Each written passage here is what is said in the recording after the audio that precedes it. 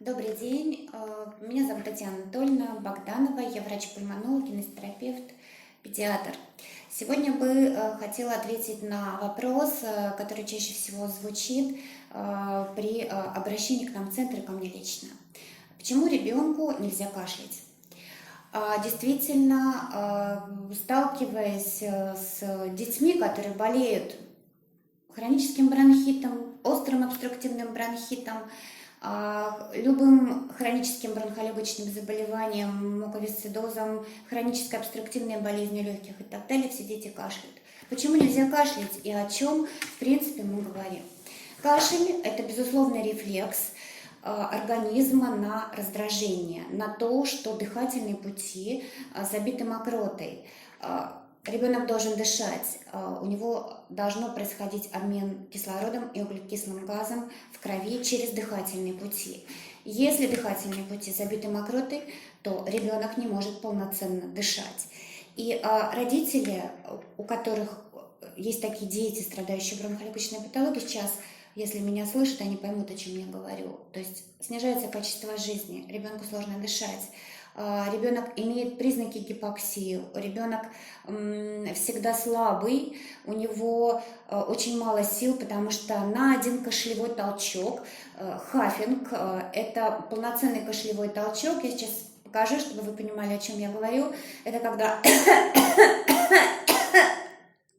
и вот пока ребенок не поднимет и не выведет мокроту, уходит примерно 300 калорий. Поэтому все дети активно кашляющие тратят очень много калорий, сил на то, чтобы вывести эту мокроту. Но, во-первых, очень много уходит сил. Во-вторых, вывести, собрать всю мокроту из дыхательных путей, благополучно поднять и вывести кашлевым рефлексом нельзя. Когда мы активно кашляем, то происходит спазмирование бронха в ответ на кашель, потому что турбулентные потоки, которые идут в дыхательные пути, провоцируют бронхообструкцию, сужается бронх, и ребенок выкашливает фактически только часть мокроты, пенку, и сплевывает наружу. Вся остальная мокрота, спазмированный бронх, опускается вниз и остается там. Вывести всю мокроту, которая находится в нижних дыхательных путях, кашлевым рефлексом кашлем невозможно. Кашель приводит к изменению хабитуса, внешности ребенка. Что происходит или как выглядит кашляющий ребенок, или хабитус кашляющего ребенка. У кашляющего ребенка укорачиваются плечи, укорачиваются мышцы стерноклеидомастоидоз, соответственно, меняется осанка. У кашляющего ребенка появляется отечность лица. У кашляющего ребенка, страдающего гипоксией, появляется соответствующий цвет лица, землистый оттенок лица. У кашляющего ребенка, еще раз повторюсь, всегда нет сил, потому что на откашливание, на выведение мокроты уходит много сил. Так вот, кашлять нельзя.